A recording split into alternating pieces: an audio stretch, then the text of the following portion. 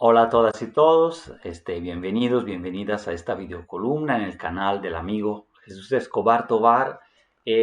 Una disculpa porque la semana pasada no he enviado mi contribución aquí para este espacio. Estaba yo de viaje, un viaje larguísimo que duró más de 3 días, con algunas etapas. Primero a Ciudad de México, luego a Brasil, de donde es parte de mi familia. Y entonces, bueno, ya llegando acá y más relajado después de ese recorrido, entrego este comentario, este resumen de noticias sobre una situación que se está dando en Ecuador, en donde pocos medios lo reportaron. En México fue La Jornada, pues Telesur, Hispan TV, en Sudamérica, en otros lados, pero no fue como que muy comentada. La constitución y la aprobación de una nueva base militar de Estados Unidos en las Islas Galápagos, muy galardonadas, conocidas por el turismo ecosustentable, por su naturaleza, medio ambiente, preservado como patrimonio de la humanidad también, y que entonces ha suscitado comentarios, sobre todo en Sudamérica, pero no solo, y que tiene que ver con debates que se han dado en México y no solo. Vamos a ver un poco la jornada, creo que hasta la semana pasada todavía, publicó que Daniel Noboa, presidente de Ecuador, entregó a Estados Unidos las Islas Galápagos para que las use como base militar. El mandatario ultraderechista completó la demolición de la soberanía ecuatoriana iniciada por Lenín Moreno, el anterior presidente 2017-21, y proseguida por Guillermo Lasso, también expresidente 2021-23, que se retiró del cargo, ¿no?, tras una serie de escándalos por corrupción, y luego dejó las riendas a este Junior, Daniel Noboa, básicamente hijo de otro expresidente, Gerardo Noboa, y que viene de una larga dinastía de otro Noboa en el siglo, a mediados del siglo XIX, también había sido presidente, y es hijo del hombre más rico del país, ni tiene 40 años cumplidos. Y bueno, protagonizó, si se acuerdan, justamente el 5 de abril de este mismo año 2024, la grave crisis diplomática aún irresuelta que está en las cortes internacionales, que muy probablemente van a condenar el país del Ecuador, ¿no?, este país de sudamericano, por la invasión armada de la Embajada de México con el fin de sacar a Jorge Glass. Es ex vicepresidente, secretario, ¿no?, de los gobiernos progresistas de Rafael Correa de 2017 a 2017, que antecedieron este nuevo ciclo de presidencias en Ecuador, de corte pues, derechista, conservador y ultra neoliberal, que intentan por todos los medios devolver al país a las condiciones anteriores de los años 90, en que se vivía una realidad realmente sombría, de fuerte migración del país, pero ahora con un agravio más, que es narcotráfico, crimen organizado, extrema violencia en el país. Entonces, sigo con el tweet de la jornada, que fue un editorial que vale la pena leerlo entero. Se da la cesión de uno de los máximos y más frágiles tesoros naturales del planeta, que sería la concesión de Galápagos, ¿no?, a base americana. Noboa, hijo de un empresario bananero, hombre más rico del país, ya lo decimos, y bueno, que habla de su entreguismo, ¿no? De acuerdo con el documento publicado en Ecuador por el gobierno, el objetivo de la instalación militar estadounidense en el archipiélago es operativizar el proyecto con el fin de hacer frente a los retos de seguridad compartidos en la provincia de Galápagos, a 600 millas de la costa continental ecuatoriana. Propone entonces que, según que es la excusa un poco para todo en toda América, combatir el narcotráfico, la pesca ilegal y otras actividades ilícitas marítimas en esta región del Ecuador. O sea, se les dan tareas de seguridad, así como evitar conflictos violentos y otros delitos conexos entre grupos narcoterroristas que se disputan las rutas para la exportación de estupefacientes. Entonces, aquí está el primer elemento de conexión con México, ¿no? Desde la campaña electoral mexicana antes del 2 de junio, con la hashtag y la campaña mediática internacional y nacional del narcopresidente y la narcocandidata, pero luego a su evolución ya instalado el nuevo gobierno de Claudia Sheinbaum, con el tema del narcoterrorismo y el mal uso de ese término que incluye, ¿no?, dos elementos, ya lo hemos visto en otras entregas, el narco y el terrorismo, en donde ya están tipificados, pero Marco Cortés, ¿no?, ex presidente del PAN, quería incluso crear una tipología nueva del narcoterrorismo para supuestamente combatir este otro nuevo fenómeno, que bueno. Entonces, bueno, ahí llama la atención que un gobierno como el de Noboa, básicamente autoritario, de ultraderecha, simpatizante de los métodos de Nayib Bukele y de la economía estilo Milei, ¿no? Bukele Salvador y Milei en Argentina, pues quiera y justifique una medida de ese tipo, que pues entrega soberanía sobre un territorio pues también, digamos así, incontaminado, pues es llamativo, ¿no? Entonces, esta es una alarma, una campana de alarma también para el debate mexicano, y creo que es de interés comentarlo en nuestras latitudes, un poco más al norte, pero en donde la dinámica norte-sur, Estados Unidos, América Latina, Estados Unidos, México, se repite y es la misma, ¿no? Toda esa queja, esos cables, esas comunicaciones diplomáticas sobre el peligro supuestamente del narco y luego del narcoterrorismo y luego de que la DEA ya no puede tener armas en el país y de que finalmente supuestamente no había colaboración con agencias norteamericanas para este problema común, transfronterizo, etcétera. Bueno, toda esa narrativa estadounidense aquí está en juego. Nada más que un gobierno distinto en Ecuador actúa distinto y prefiere ceder soberanía, violar su propia constitución, ahorita vamos a ver por qué, y pues abrir a ese tipo de actividades que nada bueno realmente han traído al país en el pasado, ¿no? Entonces, el establecimiento de instalaciones de este tipo, de poderes externos, extranjeros, está prohibido en la Constitución del Ecuador. El artículo 5 declara Ecuador un territorio de paz, en el que no se permitirá el establecimiento de bases militares extranjeras, en la Constitución lo dice, ni de instalaciones extranjeras con propósitos militares. Se prohíbe ceder bases militares nacionales a fuerzas armadas o de seguridad extranjeras, o sea, ni construir ni ceder. Entonces, bueno, ¿y por qué lo hace? Bueno, lo hace en contra de la Constitución porque paralelamente en octubre Noboa había mandado un proyecto de reforma de la Constitución, ¿no?, para el Parlamento, para el Congreso, pero el Congreso todavía no lo aprueba, ¿no? Entonces aquí se adelanta digamos, realiza eso. Luego vamos a ver más detalles, ¿no? Entonces, este discurso de la narcoguerra, ahora la guerra al narcoterrorismo, que está cundiendo, entrando también, sobre todo en la derecha mexicana y latinoamericana, equiparar el crimen organizado sin una definición clara, pero con terrorismo, es básicamente, también lo dice el editorial de la jornada, una coartada, ¿no? ¿No? Para mantener el país, digamos, bajo el juego geopolítico de Washington, lo cual, pues la verdad, no le ha funcionado tampoco en otros países con ocupaciones semejantes o con bases. Bueno, no fue una ocupación la de Ecuador, pero como por ejemplo pasó en cambio en Afganistán, en donde aumentó la producción de opio y en lugar de disminuir, si ese era el motivo, ¿no? Pues no resultó. Hay un libro en Italia, hay que buscarlo así, no me acuerdo el autor, pero que se llama No la guerra a las drogas, se llama La guerra con las drogas, ¿no? En donde habla de cómo el ISIS, fuerzas terroristas, etcétera, y también norteamericanas, ejército de todo el mundo, pues ocupan, utilizan drogas para sustentarse, para mantenerse en ese medio ambiente, ¿no?, de conflicto y de guerra y de muerte, pero también con fines de enriquecimiento, ¿no?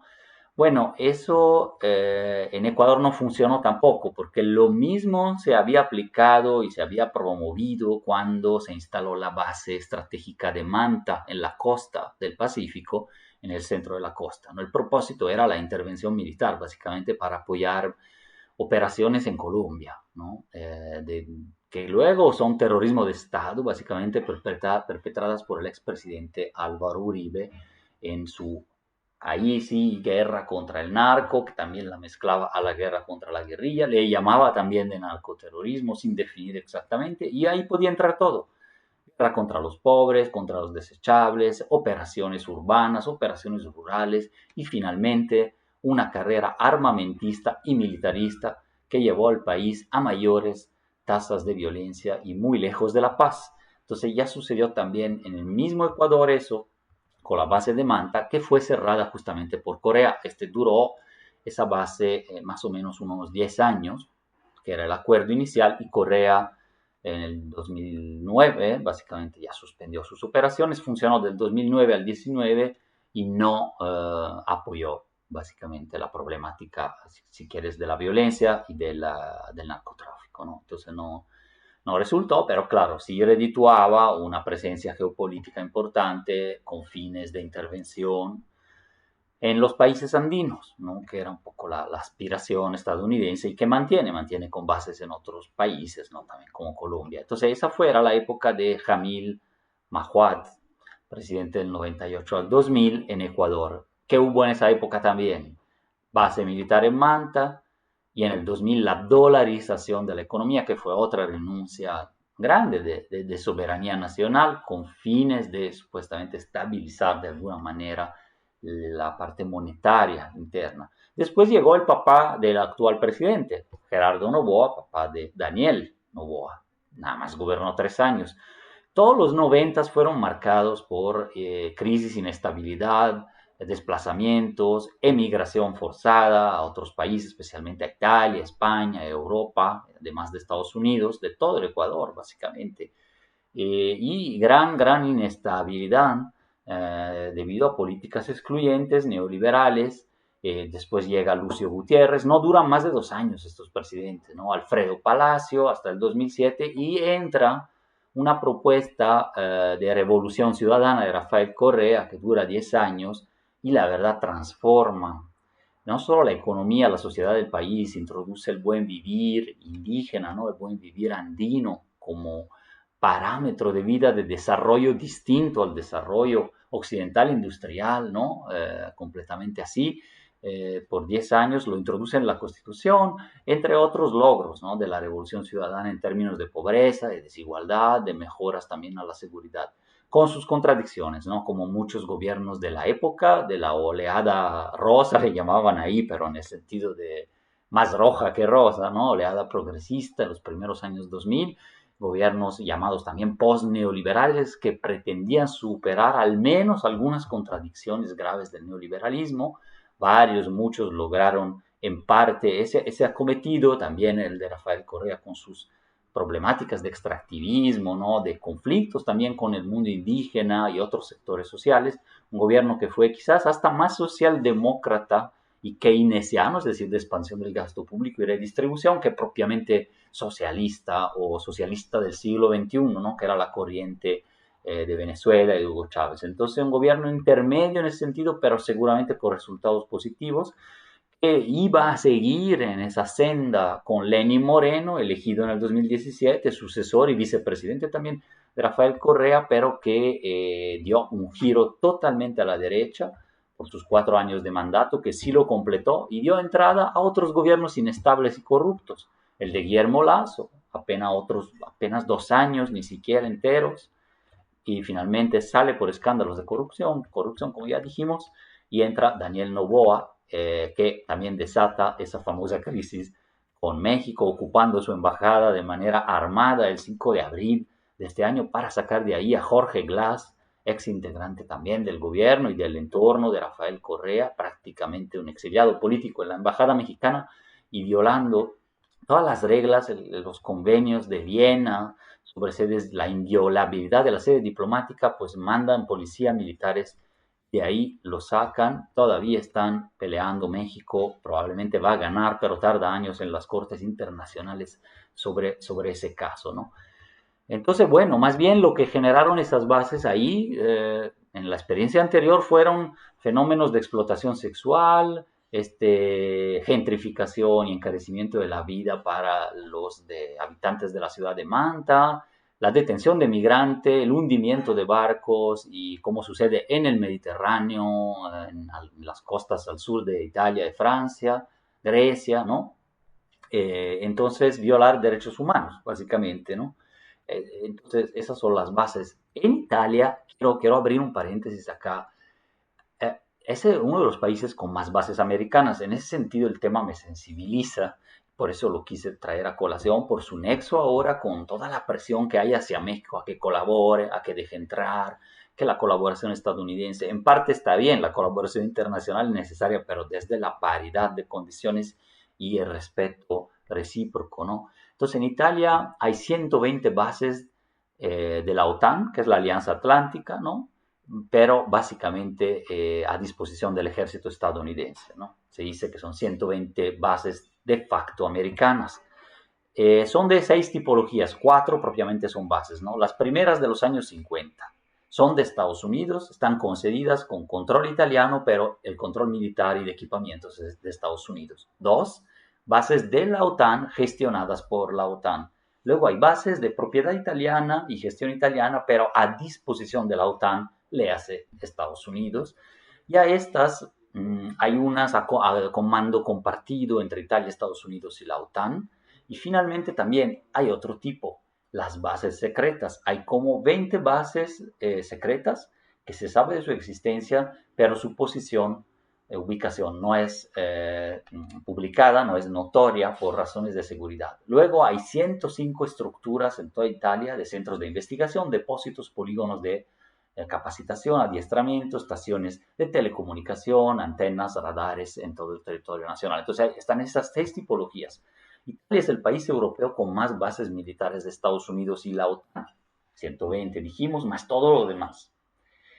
Después viene Alemania, y no es casual que sean Alemania e Italia, ahorita vamos a ver por qué, con 70 bases. Tercera, Reino Unido con 30. La historia de estas bases estadounidenses empieza en el 51 como colaboración entre los dos estados, en donde en realidad las condiciones fueron un sometimiento de los estados perdedores de la Segunda Guerra Mundial y de alguna manera imputados como provocadores de este mismo conflicto armado, aunque claro, no fue por culpa nada más de un personaje como Hitler o Mussolini o un país, sino que era un tema mucho más complejo. Entonces, estas bases gozan de extraterritorialidad, no están sujetos al ordenamiento jurídico de la nación en que se encuentran, sobre todo las de los años 50, la primera tanda de bases americanas. Todo lo que sucede ahí dentro es cubierto por secreto de Estado, así como el número de fuerzas presentes. Se estiman en 13.000, más o menos, los militares estadounidenses en Italia, además de la sexta flota de Estados Unidos que está en todo el Mediterráneo. Bueno, ¿qué problemas son? Y esto puede valer para México, para Ecuador y en general. El problema legal, constitucional y ético. Por ejemplo, de las acciones de guerra o violatorias del derecho internacional humanitario y de derechos humanos, como ataques y detenciones cometidas con armas, drones, tropas o equipamientos dirigidos o lanzados desde bases que salen en territorio italiano, ¿no? Esto va junto con pegado a la secrecía de una parte de las operaciones, de las instalaciones y sus ubicaciones en el territorio. Entonces, el primer problema. Problema nuclear. En estas bases y depósitos se resguardan ojivas nucleares en un país en donde fue prohibido por referéndum popular, caso italiano, pero no solo, su uso y producción, así como la energía nuclear en sí. El problema 3 de la autoestima y la soberanía.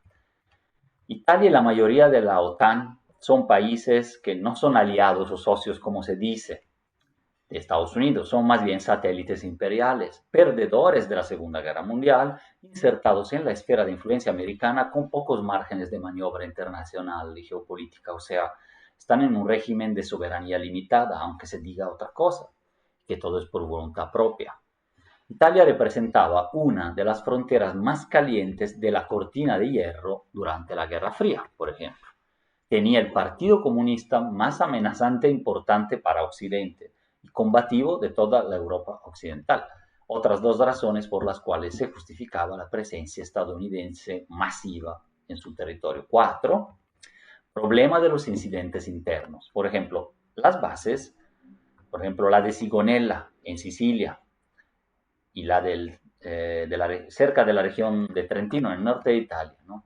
Han tenido momentos de mucha tensión diplomática y casi guerra o casi conflicto armado con Estados Unidos, incluso en un país, digamos, de aliados o satélite.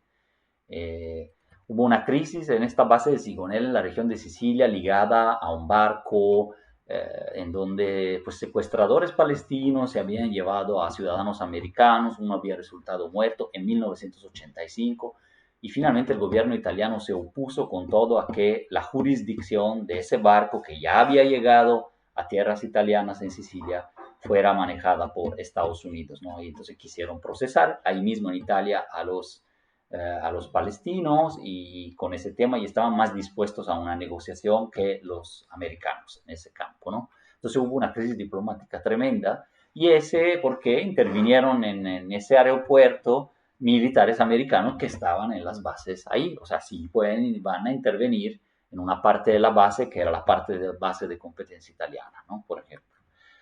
Otro fue un incidente de una funicular en los Alpes, cerca de Austria, que se llama Chermis o Cermis en español, en el 98, en donde un avión militar estadounidense, Grumman EA-6B Prowler de la Marina, volando, bueno, en realidad es de la Fuerza Aérea, pero también viene de la propiedad de la Marina, volaba ilegalmente muy bajo y rompió los cables y mató a 20 personas turistas en esa parte. Luego fueron absueltos en Estados Unidos, no los dejaron en Italia para su proceso los pilotos y también ocultaron pruebas, ¿no? Entonces, bueno, eso porque se deriva porque el territorio italiano es utilizado como espacio aéreo por Estados Unidos desde bases estadounidenses ahí. Además de otros señalamientos que hay ambientales, medioambientales y otras problemáticas con la población local. Pero bueno, Ecuador está entregando esto, podríamos decir así, nuevamente a los Estados Unidos y violando su propia constitución. Además, al almacenar bombas atómicas es posible que sucedan incidentes relacionados con tales armas destructivas. Eso en Italia, en Ecuador no se está hablando de almacenar armas atómicas, pero pensemos en una intervención que salga de esa base, por ejemplo, en Italia, pero en Ecuador o en México, donde hay gente que sí le gustaría tener ese tipo de instalación, ¿no? Y hasta ¿no? les invita a los americanos con ese imperialismo por invitación a que estén presentes con sus militares ahí. Entonces, por ejemplo, el conflicto Rusia y Ucrania, pues cae un misil de Rusia, ¿no? Nuclear o nuclear, táctico, etcétera, de cualquier tipo en Polonia. Polonia es un país de la OTAN, entonces, pues las bases italianas van a prestar armas atómicas, van a mandar este equipamiento, armas y todo a Polonia para defenderse y atacar Rusia, ¿no? Entonces Italia entra prácticamente en guerra contra Rusia como parte de la OTAN, pero también será objeto de ataques como porque ahí salieron de ahí las armas, ¿no? Y ya en parte esto es lo que está pasando, pero con armas de otro tipo, municiones y así. Entonces muy, muy peligroso ese tema. ¿Qué pasó en Ecuador nuevamente? El Consejo de Gobierno de Galápagos también aprobó esa cooperación militar y buques, personal, armamento, equipamiento, submarinos estadounidenses podrán instalarse ahí. La excusa es nuevamente narcoterrorismo, así lo mencionaron las autoridades utilizando ese término. Entonces en México hay que tomarlo con las pinzas, cómo se usa y por qué. Es el proyecto de seguridad integral en la región insular y el instructivo para la aplicación de los acuerdos de cooperación entre Quito y Washington, ¿no? Esos son como los documentos mencionados. Y bueno, y tendrán también exención de impuestos administrativos, privilegios e inmunidades equivalentes a lo recibido por el personal administrativo y técnico de misiones diplomáticas bajo la Convención de Viena, o sea, la misma convención que Ecuador violó en contra de la embajada mexicana, pero acá digamos que pretende respetarla, claro, con Estados Unidos. Y es curioso, ¿no? Como también se le va a conceder esa ventaja de extraterritorialidad, pero por un país que efectivamente con su gobierno actual, ¿no? No estoy aludiendo a todo el pueblo de Ecuador, sino al gobierno de Noboa, pues ha influido y ha atacado una embajada violando ese convenio. Para combatir esto será narcotráfico, crimen organizado, clasificados también como narcoterroristas. Entonces, ya dijimos, la constitución de ahí lo prohíbe, ya hubo comentarios en América Latina del mismo ALBA TCP, ¿no? La Alianza Bolivariana para los Pueblos de Nuestra América, Tratado de Comercio de los Pueblos, el ex canciller, vicecanciller de Ecuador, Fernando Yepes, y algunos comentarios más en contra de la decisión considerada de entreguista. Entonces, no responderá esto a un tema de bienestar social ni propiamente llevará a la reducción de la violencia, pero está en ese cuadro en que el presidente Noboa quiso aprobar un referéndum en abril pasado, que en su mayoría pasó por las urnas, en que las Fuerzas Armadas se van a involucrar de lleno y casi ya sin límites constitucionales a los derechos humanos en todas las actividades policíacas de seguridad interna, seguridad pública, seguridad nacional, etcétera, desplegados en el territorio como ya venían haciendo en un estado de excepción permanente prácticamente que declaró ese mismo gobierno. O sea, Ecuador no está viviendo un periodo de normalidad, es el país de los más violentos como tasa de homicidios en el continente y la receta es una receta estilo Bukele a la ecuatoriana, a la ecuadoreña, distinta, pero que finalmente va en esa dirección. Entonces, ahí en ese contexto se da ese referéndum en que además intentaron que se colara al referéndum y fue eso desaprobado por el pueblo en el voto del 21 de abril.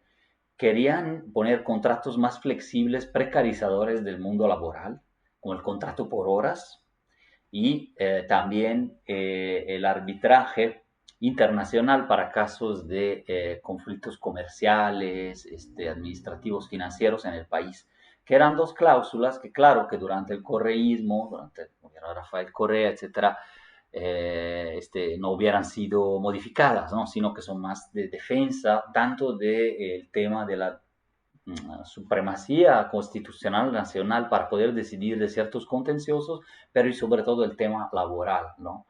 Entonces, en ese campo, acá intentaron modificarlos dentro de un paquetazo que sabían que eso lo iban a aprobar digamos, el pueblo en el voto, que era el del securitarismo, la securitización extrema y militarizada de la seguridad, ¿no? de la vida pública también. Entonces, eso fue aprobado, pero por suerte y por decisión popular entiendo que no se quedó esa parte laboral y comercial ya en la Carta Constitucional. Pero digamos, eso es una campana de alarma, un señuelo, una situación de que muchas de esas decisiones luego se cuelan en el paquete cosas en contrarias, digamos así, a los derechos laborales y más apegadas al modelo neoliberal de visión del mundo, ideología y economía. Para ir cerrando, entonces, ¿qué factores me parece que están en juego en todo esto, además de los mencionados? La narrativa tóxica del narcoterrorismo, ya comentamos, pero también cuestiones geopolíticas como la presencia de China que acaba de inaugurar en Chancay, Perú, la conexión Shanghái-Chancay con América Latina, que va a reducir de muchas semanas no solo el comercio, cualquier tipo de transacción, pero también la extracción de recursos. China para su gran crecimiento, que sigue pujante, y para su industria desde Sudamérica, ¿no?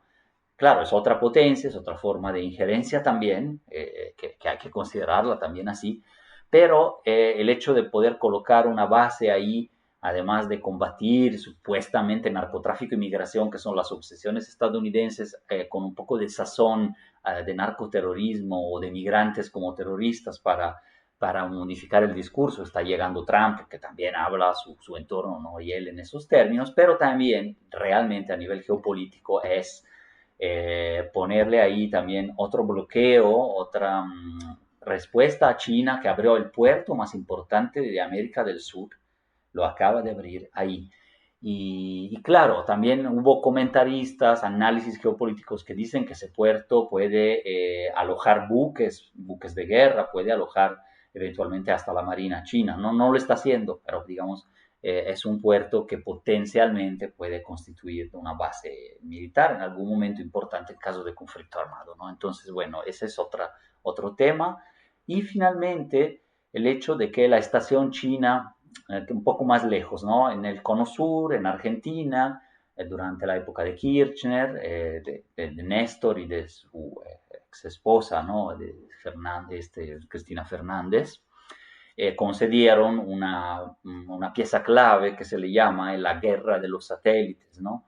programas aeroespaciales chinos dependen de una red global de estaciones orbitales y terrestres. Y entonces en la provincia de Neuquén, en el sur de Argentina, en la Argentina austral, entonces está esa base, estación china. No es una base militar, pero potencialmente también puede tener aplicaciones militares, ¿no? Hay riesgos que señalaba Washington, ahora Milei está tratando de mantenerla bajo la lupa, está mandando este personal ahí, hubo interrogaciones parlamentarias, en fin, ahora como en gobierno de cuño de derecha diferente y que se proclama anti-chino, aunque su primer socio comercial seguirá siendo China, pero bueno, digamos que lo denuncian como con una capacidad de aspirar información, dirigir satélites, etcétera, etcétera. Entonces, tiene de alguna manera en esa guerra de las galaxias, como le llaman 2.0, una función. Bueno, entonces también hay que leer lo que va evolucionando de presencia estadounidense militar en América Latina. También el intento de arrebatar esa estación espacial del Neuquén a China. Vamos a ver qué pasa ahora con el gobierno de Argentina. Son otros intentos y otros motivos relacionados con esta situación, ¿no? De la contención estadounidense contra China en el Océano Pacífico. Entonces, bueno, con esta me despido. Bien, les deseo que la mejor de las Navidades, de las fiestas, del Año Nuevo y todo eso. Y nos vamos a ver, escuchar y leer pronto por este canal. Un abrazo.